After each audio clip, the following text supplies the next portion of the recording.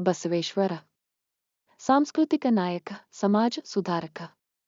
ಭಾಷೆ ಮೂಲವನ್ನು ನೋಡು. ಬಸವಣ್ಣ ಜನಿಸಿದ್ದು ವಿಜಯಪುರ ಜಿಲ್ಲೆಯ ಬಸವನ ಬಾಗೇವಾಡಿಯಲ್ಲಿ. ತಂದೆ ಮಾದರಸ, ತಾಯಿ ಮಾದಲಂಬಿಕೆ. ಬಸವೇಶ್ವರ ಭಾರತದ 12ನೇ ಶತಮಾನದ ಕನ್ನಡದ ಒಬ್ಬ ತತ್ವಜ್ಞಾನಿ. ಕಲಚೂರಿ ಅರಸನ ಬಿಜ್ಜಳ ಆಸ್ಥಾನದಲ್ಲಿ ಮಂತ್ರಿಯಾಗಿದ್ದರು ಮತ್ತು ಸಾಮಾಜಿಕ ಸುಧಾರಕರಾಗಿದ್ದರು. ಶಿವ ಕೇಂದ್ರೀಕೃತ ಭಕ್ತಿ ಚಳುವಳಿಯಲ್ಲಿ ಕನ್ನಡ ಕವಿಯಾಗಿದ್ದರು. ಬಸವಣ್ಣ ವಚನಗಳ ಮೂಲಕ ಸಾಮಾಜಿಕ ಅರಿವು ಹರಡಿದರು. ಬಸವಣ್ಣರು ಲಿಂಗ ತಾರತಮ್ಯ, ಸಾಮಾಜಿಕ ತಾರತಮ್ಯ, ಮೂಢನಂಬಿಕೆಗಳನ್ನು ನಿರಾಕರಿಸಿದರು. ಇಷ್ಟಲಿಂಗ ಹಾರವನ್ನು ಪರಿಚಯಿಸಿದರು. ಶಿವಲಿಂಗ ಶಿವನ ಒಂದು ಭಕ್ತಿ, ಒಂದು ನಿರಂತರ ಜ್ಞಾಪನೆ ಎಂದು. ಇದನ್ನು ಎಲ್ಲರೂ ಧರಿಸಿ ಪೂಜಿಸಬಹುದು. ತನ್ನ ಸಾಮ್ರಾಜ್ಯದ ಮುಖ್ಯಮಂತ್ರಿಯಾಗಿ ಅವರು ಅನುಭವ ಮಂಟಪ ಅಥವಾ ಆಧ್ಯಾತ್ಮಿಕ ಅನುಭವದ ಭವನ. ಇಲ್ಲಿ ಎಲ್ಲ ಸಾಮಾಜಿಕ ಆರ್ಥಿಕ ಹಿನ್ನೆಲೆಯ ಪುರುಷ ಮತ್ತು ಮಹಿಳೆಯರು ಆಧ್ಯಾತ್ಮಿಕ ಮತ್ತು ಪ್ರಾಪಂಚಿಕ ಪ್ರಶ್ನೆಗಳನ್ನು ಚರ್ಚಿಸಲು ಸ್ವಾಗತಿಸಿತು. ಬಸವಣ್ಣನವರ ಜೊತೆ 770 ಅಮರಗಣಗಳು ಇದ್ದರೆಂದು ಮತ್ತು 1,96,000 ಶರಣರಿದ್ದರೆಂದು ಐತಿಹಾಸಿಕ ಪುರಾವೆಗಳಿವೆ. ಜನನ ಮೇ 3, ಕ್ರಿ.ಶ. 1134. ಬಸವನ ಬಾಗೇವಾಡಿ, ವಿಜಯಪುರ ಜಿಲ್ಲೆ, ಕರ್ನಾಟಕ, ಭಾರತ. ಮರಣ ಕ್ರಿ.ಶ. 1196.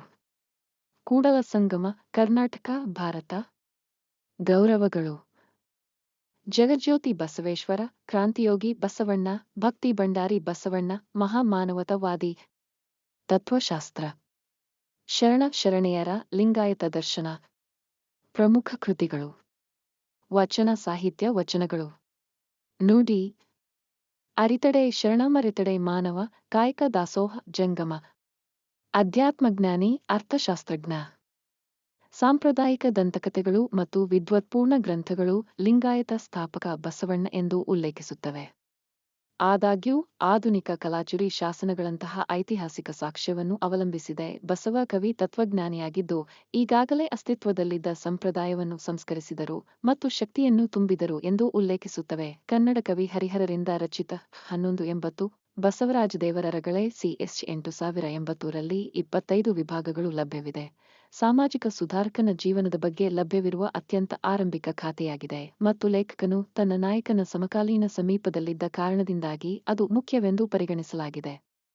ಬಸವನ ಜೀವನ ಮತ್ತು ವಿಚಾರಗಳ ಸಂಪೂರ್ಣ ವಿವರ 13ನೇ ಶತಮಾನದ ಪವಿತ್ರ ತೆಲುಗು ಪಠ್ಯ ಪಾಲ್ಕುರಿಕಿ ಸೋಮನಾಥರ ಬಸವ ಪುರಾಣದಲ್ಲಿ ನಿರೂಪಿಸಲ್ಪಟ್ಟಿದೆ. ಬಸವ ಸಾಹಿತ್ಯ ಕೃತಿಗಳು ಕನ್ನಡ ಭಾಷೆಯಲ್ಲಿ ವಚನ ಸಾಹಿತ್ಯವನ್ನು ಒಳಗೊಂಡಿದೆ. ಅವರನ್ನು ಭಕ್ತಿ ಭಂಡಾರಿ ಎಂದೂ ಕರೆಯುತ್ತಾರೆ. ಅಕ್ಷರಶಃ ಭಕ್ತಿಯ ಖಜಾಂಚಿ ಬಸವಣ್ಣ, ಹಿರಿಯ ಸಹೋದರ ಬಸವ ಅಥವಾ ಬಸವೇಶ್ವರ. ವಿಶೇಷ ಮಾಹಿತಿ: ಬಸವಣ್ಣನವರನ್ನು ಕರ್ನಾಟಕದ ಮಾರ್ಟಿನ್ ಲೂಥರ್ ಎಂದು ಕರೆಯುತ್ತಾರೆ. ಹೀಗೆ ಕರೆದವರು ಸರ್ ಆರ್ಥರ್ ಮೈಲರ್. ಬಾಲ್ಯ ಜೀವನ: ಬಸವಣ್ಣನವರು ಮೇ 3 ರಂದು 1134 ರಲ್ಲಿ ಈಗಿನ ಬಿಜಾಪುರ ಜಿಲ್ಲೆಯಲ್ಲಿರುವ ಬಸವನ ಬಾಗೇವಾಡಿ ಗ್ರಾಮದಲ್ಲಿ ಬಸವಣ್ಣನವರ ತಾಯಿಯ ತವರು ಮನೆಯಾದ ಇಂಗಳೇಶ್ವರ ಗ್ರಾಮದಲ್ಲಿ ಜನಿಸಿದರು ಎಂಬ ಪ್ರತೀತಿ ಇದೆ. ಶ್ರೀ ಮಾದರಸ ಮತ್ತು ಮಾದಲಾಂಬಿಕೆ ದಂಪತಿಗಳಿಗೆ ಜನಿಸಿದರು. ಬಸವಣ್ಣ ಚಿಕ್ಕಂದಿನಿಂದಲೂ ವೈದಿಕ ಸಂಸ್ಕೃತಿಯ ಕರ್ಮಾಚರಣೆಗಳ ವಿರೋಧಿಯಾಗಿದ್ದರು. ಅಕ್ಕ ನಾಗಮ್ಮ ಮತ್ತು ಭಾವ ಶಿವಸ್ವಾಮಿಯ ಜೊತೆಯಲ್ಲಿ ಬಾಲ್ಯವನ್ನು ಕಳೆದರು. ಅವರ 8ನೇ ವಯಸ್ಸಿನಲ್ಲಿ ಬ್ರಾಹ್ಮಣ ಸಂಪ್ರದಾಯದಂತೆ ಬಸವಣ್ಣನವರಿಗೆ ಜನಿವಾರ ಹಾಕಲು ಬಂದಾಗ ಬಸವಣ್ಣನವರು ತನಗಿಂತ ಹಿರಿಯಳಾದ ಅಕ್ಕ ನಾಗಮ್ಮನಿಗೆ ಕೊಡಲು ಕೇಳುತ್ತಾರೆ. ಆಗ ಇದು ಪುರುಷರಿಗೆ ಮಾತ್ರ ಕೊಡುವಂತಹುದು, ಆದ್ದರಿಂದ ಅಕ್ಕನಿಗೆ ಕೊಡಲು ಎಂದೂ ಕರೆಯುತ್ತಾರೆ. ಅಕ್ಷರಶಃ ಭಕ್ತಿಯ ಖಜಾಂಚಿ ಬಸವಣ್ಣ, ಹಿರಿಯ ಸಹೋದರ ಬಸವ ಅಥವಾ ಬಸವೇಶ್ವರ. ವಿಶೇಷ ಮಾಹಿತಿ: ಬಸವಣ್ಣನವರನ್ನು ಕರ್ನಾಟಕದ ಮಾರ್ಟಿನ್ ಲೂಥರ್ ಎಂದು ಕರೆಯುತ್ತಾರೆ. ಹೀಗೆ ಕರೆದವರು ಸರ್ ಆರ್ಥರ್ ಮೈಲರ್. ಬಾಲ್ಯ ಜೀವನ: ಬಸವಣ್ಣನವರು ಮೇ 3 ರಂದು 1134 ರಲ್ಲಿ ಈಗಿನ ಬಿಜಾಪುರ ಜಿಲ್ಲೆಯಲ್ಲಿರುವ ಬಸವನ ಬಾಗೇವಾಡಿ ಗ್ರಾಮದಲ್ಲಿ ಬಸವಣ್ಣನವರ ತಾಯಿಯ ತವರು ಮನೆಯಾದ ಇಂಗಳೇಶ್ವರ ಗ್ರಾಮದಲ್ಲಿ ಜನಿಸಿದರು ಎಂಬ ಪ್ರತೀತಿ ಇದೆ. ಶ್ರೀ ಮಾದರಸ ಮತ್ತು ಮಾದಲಾಂಬಿಕೆ ದಂಪತಿಗಳಿಗೆ ಜನಿಸಿದರು. ಬಸವಣ್ಣ ಚಿಕ್ಕಂದಿನಿಂದಲೂ ವೈದಿಕ ಸಂಸ್ಕೃತಿಯ ಕರ್ಮಾಚರಣೆಗಳ ವಿರೋಧಿಯಾಗಿದ್ದರು. ಅಕ್ಕ ನಾಗಮ್ಮ ಮತ್ತು ಭಾವ ಶಿವಸ್ವಾಮಿಯ ಜೊತೆಯಲ್ಲಿ ಬಾಲ್ಯವನ್ನು ಕಳೆದರು. ಅವರ 8ನೇ ವಯಸ್ಸಿನಲ್ಲಿ ಬ್ರಾಹ್ಮಣ ಸಂಪ್ರದಾಯದಂತೆ ಬಸವಣ್ಣನವರಿಗೆ ಜನಿವಾರ ಹಾಕಲು ಬಂದಾಗ ಬಸವಣ್ಣನವರು ತನಗಿಂತ ಹಿರಿಯಳಾದ ಅಕ್ಕ ನಾಗಮ್ಮನಿಗೆ ಕೊಡಲು ಕೇಳುತ್ತಾರೆ. ಆಗ ಇದು ಪುರುಷರಿಗೆ ಮಾತ್ರ ಕೊಡುವಂತಹುದು, ಆದ್ದರಿಂದ ಅಕ್ಕನಿಗೆ ಕೊಡಲು ಬರುವುದಿಲ್ಲ ಎಂದು ನುಡಿದಾಗ ಬಸವಣ್ಣ ಪುರುಷ ಮಹಿಳೆ ಅಸಮಾನತೆಯನ್ನು ವಿರೋಧಿಸಿ ಮನೆಯಿಂದ ನಿರ್ಗಮಿಸಿ ಕೂಡಲ ಸಂಗಮಕ್ಕೆ ಹೊರಡುತ್ತಾರೆ. 3-4 ಬಸವಣ್ಣ 12 ವರ್ಷಗಳ ಕಾಲ ಕುಂಡಲ ಸಂಗಮದಲ್ಲಿ ಅಧ್ಯಯನ ಮಾಡಿದರು. ನಂತರ ಲಕುಲಿಶ ಪಶುಪಾಠ ಸಂಪ್ರದಾಯದ ಒಂದು ಶೈವ ಕಲಿಕೆಯಲ್ಲಿ ಸಂಗಮೇಶ್ವರದಲ್ಲಿ ಮುಗಿಸಿದರು. ಬಸವಣ್ಣ ತನ್ನ ತಾಯಿಯ ಕಡೆಯಿಂದ ಸೋದರ ಸಂಬಂಧಿಯನ್ನು ಮದುವೆಯಾದ.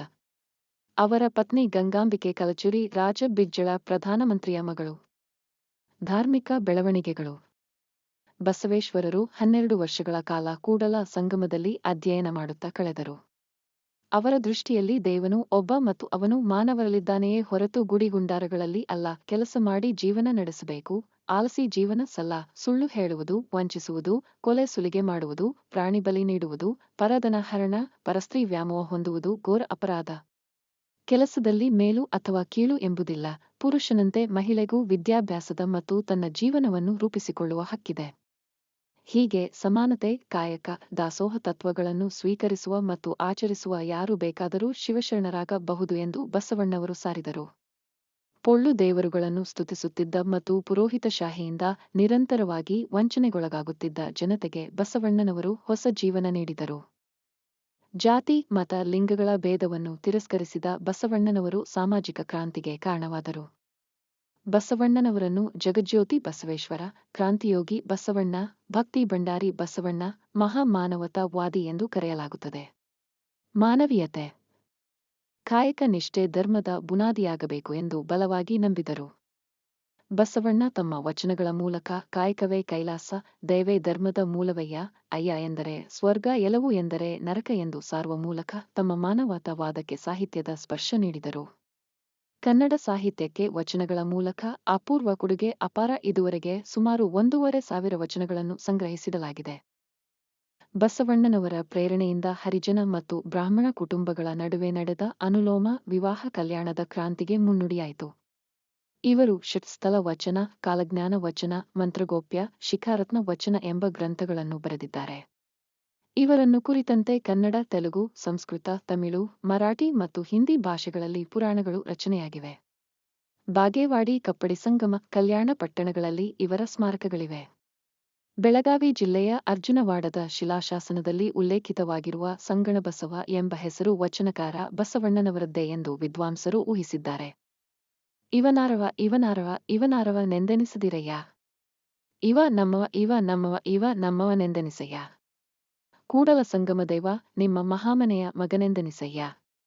ಶೂದ್ರರಾದ ರೈತಾಪಿ ಜನರು, ಕಾಯಕ ಜೀವಿಗಳು, ಮಹಿಳೆಯರು ಮತ್ತು ಪಂಚಮರು ಈ ದೇಶದಲ್ಲಿ ಸಹಸ್ರಾರು ವರ್ಷಗಳಿಂದ ಮನುಧರ್ಮದ ಪುರುಷ ಪ್ರಧಾನವಾದ ವರ್ಣ ವ್ಯವಸ್ಥೆಯಿಂದಾಗಿ ಪಡಬಾರದ ಕಷ್ಟಪಟ್ಟಿದ್ದಾರೆ. ಮೇಲ್ವರ್ಗ ಮತ್ತು ಮೇಲ್ಜಾತಿಯ ಅನುತ್ಪಾದಕ ಪುರುಷರಿಗಾಗಿಯೇ ಬದುಕಿನ ಎಲ್ಲ ಸುಖಭೋಗಗಳು ಮೀಸಲಾಗಿದ್ದವು. ಇವರು ಮಾತ್ರ ಜನಿವಾರ ಧರಿಸುವ ಹಕ್ಕನ್ನು ಪಡೆದಿದ್ದರು. ಜನಿವಾರ ಧರಿಸುವ ಬ್ರಾಹ್ಮಣ ಓದಿರಬಹುದು, ಬರೆದಿರಬಹುದು, ಆದರೆ ಕಾಯಕಜೀವಿಯಾಗಿ ಉತ್ಪಾದನೆಯಲ್ಲಿ ತೊಡಗಿಲ್ಲ. ಉತ್ಪಾದನೆಯ ಅನುಭವದಿಂದ ಬರುವ ಜ್ಞಾನವನ್ನು ಹಿಂದಿನ ಕಾಲದಲ್ಲಿ ಅವನೆಂದೂ ಪಡೆಯಲಿಲ್ಲ. ಕ್ಷತ್ರಿಯನಾಗಿರಬಹುದು, ಆದರೆ ಉತ್ಪಾದನೆಯಲ್ಲಿ ತೊಡಗಲಿಲ್ಲ. ವೈಶ್ಯ ವಸ್ತುಗಳ ಮಾರಾಟ ಮಾಡಿರಬಹುದು, ಕೃಷಿ ಭೂಮಿಯ ಒಡೆಯನೂ ಆಗಿರಬಹುದು, ಆದರೆ ಸ್ವತಃ ಉತ್ಪಾದನೆ ಮಾಡಲಿಲ್ಲ. ಈ 3 ವರ್ಣದವರಿಗೂ ಜನಿವಾರ ಇದೆ. ಜನಿವಾರ ಧರಿಸುವ ಬ್ರಾಹ್ಮಣ ಓದಿರಬಹುದು, ಬರೆದಿರಬಹುದು, ಆದರೆ ಕಾಯಕಜೀವಿಯಾಗಿ ಉತ್ಪಾದನೆಯಲ್ಲಿ ತೊಡಗಿಲ್ಲ. ಉತ್ಪಾದನೆಯ ಅನುಭವದಿಂದ ಬರುವ ಜ್ಞಾನವನ್ನು ಹಿಂದಿನ ಕಾಲದಲ್ಲಿ ಅವನೆಂದೂ ಪಡೆಯಲಿಲ್ಲ. ಕ್ಷತ್ರಿಯನಾಗಿರಬಹುದು, ಆದರೆ ಉತ್ಪಾದನೆಯಲ್ಲಿ ತೊಡಗಲಿಲ್ಲ. ವೈಶ್ಯ ವಸ್ತುಗಳ ಮಾರಾಟ ಮಾಡಿರಬಹುದು, ಕೃಷಿ ಭೂಮಿಯ ಒಡೆಯನೂ ಆಗಿರಬಹುದು, ಆದರೆ ಸ್ವತಃ ಉತ್ಪಾದನೆ ಮಾಡಲಿಲ್ಲ. ಈ 3 ವರ್ಣದವರಿಗೂ ಜನಿವಾರ ಇದೆ.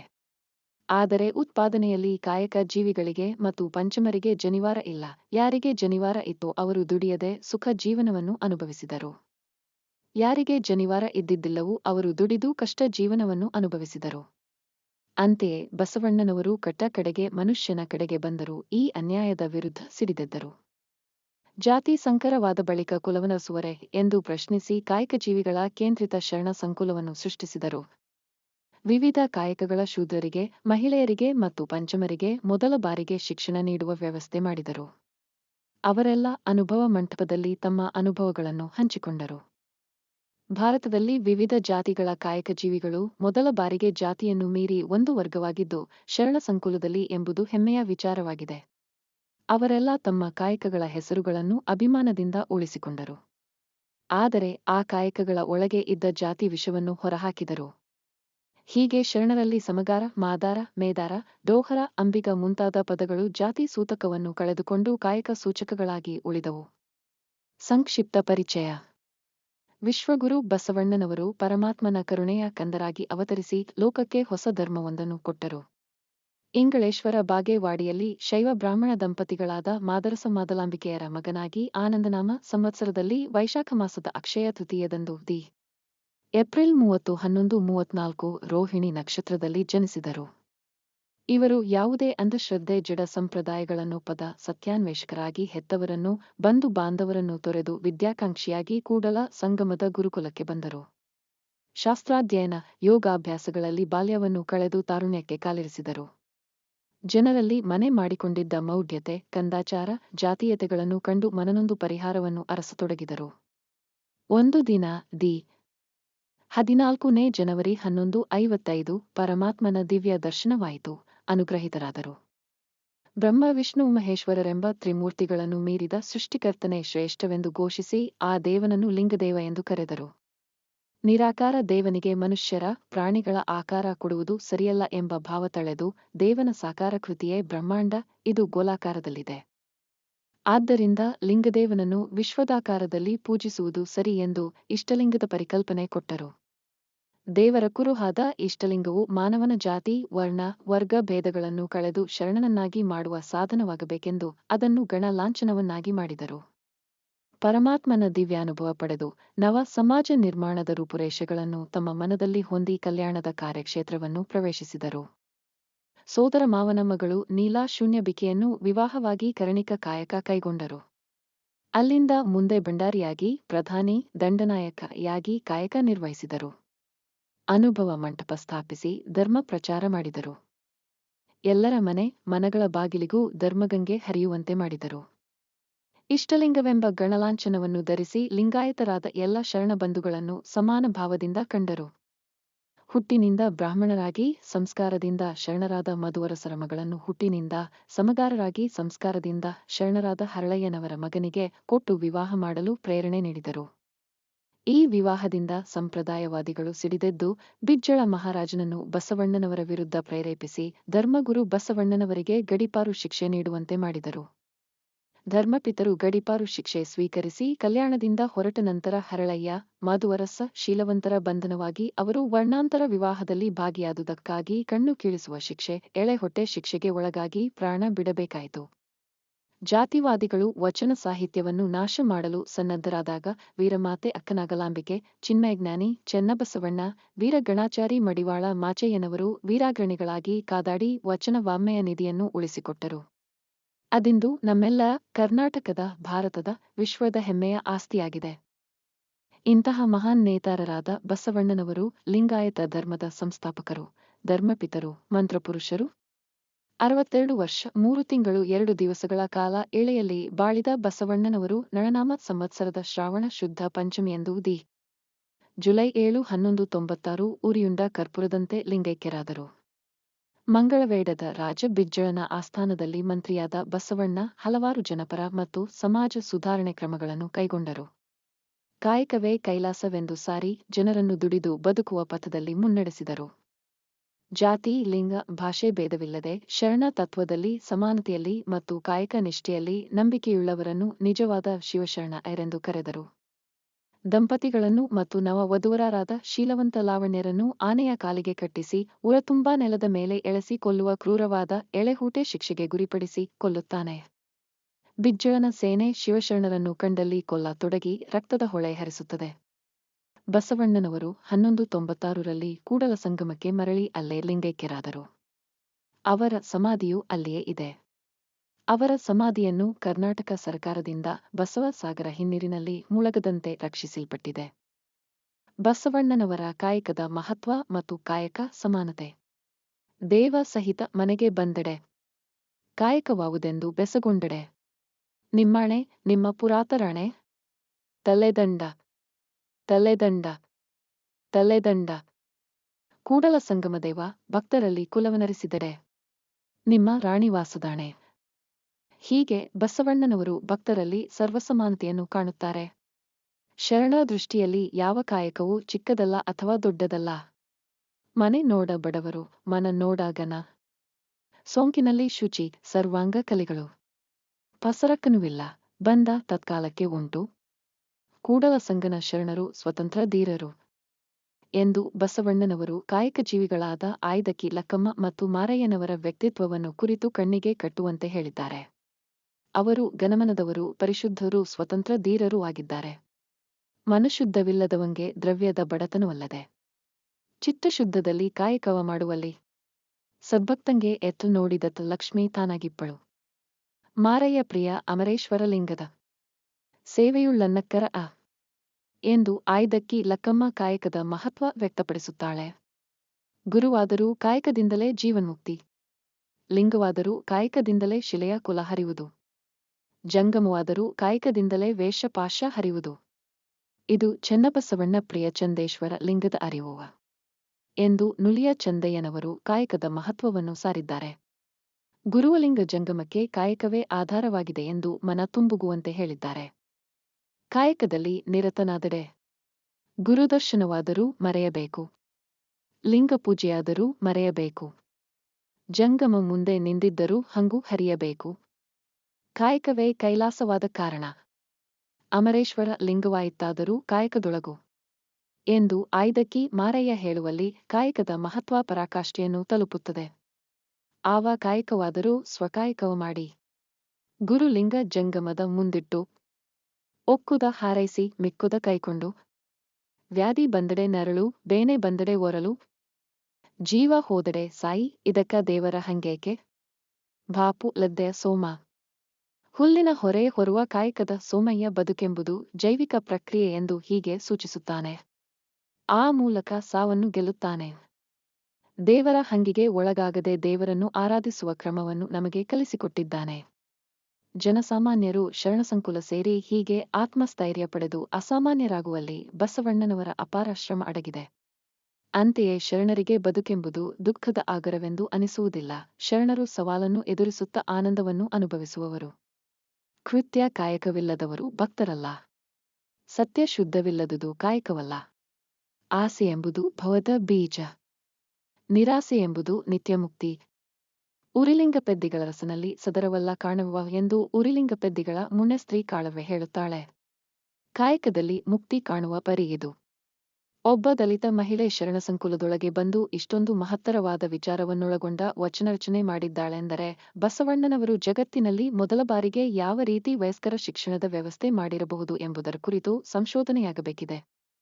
ಶರಣರ ವಚನಗಳು ಮತ್ತು ತತ್ವ ಕೂಡ ಕಾಯಕದ ಉತ್ಪತ್ತಿಯಾಗಿವೆ ಎಂಬುದನ್ನು ಮರೆಯಬಾರದು. ವಚನಗಳು ಅನನ್ಯವಾಗಿರುವುದು ಇದೇ ಕಾರಣದಿಂದ. ಅನೇಕ ವಚನಕಾರರು ತಮ್ಮ ಕಾಯಕಗಳ ಅನುಭವದ ಮೂಲಕವೇ ಅನುಭವಿಯಾಗಿದ್ದಾರೆ.